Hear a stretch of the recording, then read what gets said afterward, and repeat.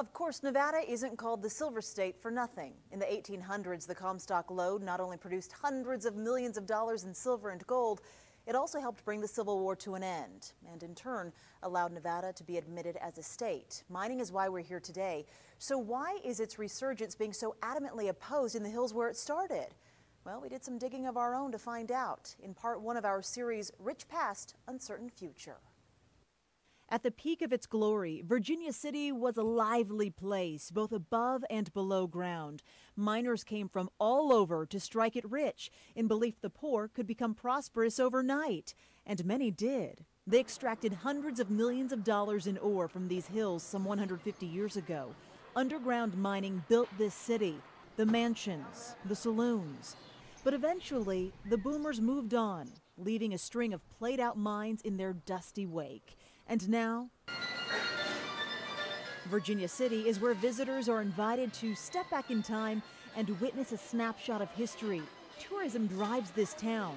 Shopping, dining, and sightseeing, you know, it's a nice area. Main Street bustles with activity, people spending money, taking tours. Even in a down economy, they come from all over to see what once was. But little do they know, just down the hill, history is coming back to life. After a decades-long lull, modern-day miners are back to make millions. This is Comstock Mining, Inc., a relatively new and small company that started up some exploratory drilling just south of Virginia City in Gold Hill. The company says it has proof there is a fortune in gold and silver near the surface of this land. But right now, there's an obstacle getting to it. Once you start digging into it, it's over. It's gone. It's history, and it'll never come back. Storey County homeowners like David Toll are banding together to push Comstock mining out. He helped start the Comstock Residents Association, which is now a couple hundred members strong. They don't believe this project is good for their community. It's incredibly noisy. There's huge trucks driving back and forth. There's dust in the air.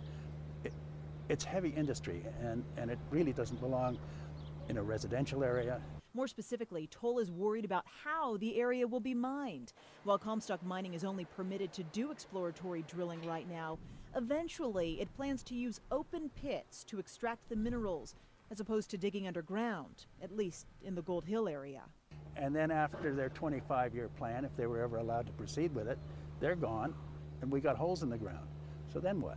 Toll says he wants to know the company's plan, not only about reclaiming the land after open pit mining, but he also has concerns about pollution, noise, traffic, and the public's health. So is there anything that this mining company can say or do that would ease your concerns? Absolutely. Goodbye. We are sitting right here. We're just outside of it. So you can see, you know, it's literally not in my backyard But issue. it's in your side yard. Yeah. Small business owners like Bruce and Linda Larson worry about how this mining project will affect tourism. They own Bachacaloops, a custom glass and metal etching business which supplies souvenirs for dozens of shops and bars along Main Street. And they fear open pit mining will keep tourists away. But it's the environmental impact, it's the aesthetic impact. I'm not opposed to if they want to mine it underground, have at it. Bruce, like many others here, is a lifelong resident and comes from a family of miners. But he says it's hard for small businesses to compete. They seem to get their way, and the law's in their favor. You know, I mean, it's a mining state. You know, the mining law is 1872, I believe it is, still in effect. It's hard to fight that. So hopefully they would get the hint that, you know, the people really don't want them doing the open pit. Most of the signs near the starter mine site prove that. But Comstock Mining President and CEO Corrado de Gasperis says they are here to stay. Not just to dig, but to invest in this community and become an integral part of its tax base, its redevelopment, and its future. I think that the more that people understand our plans, the more comfortable they'll be with us.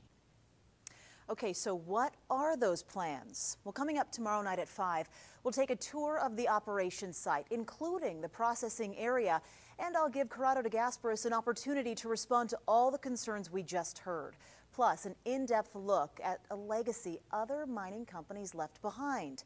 Then on Thursday at 5, we'll take you to Silver City, a small town smack dab in the middle of the Comstock, now divided by this very issue. It's all part of our Rich Past, Uncertain Future series, only on Channel 2.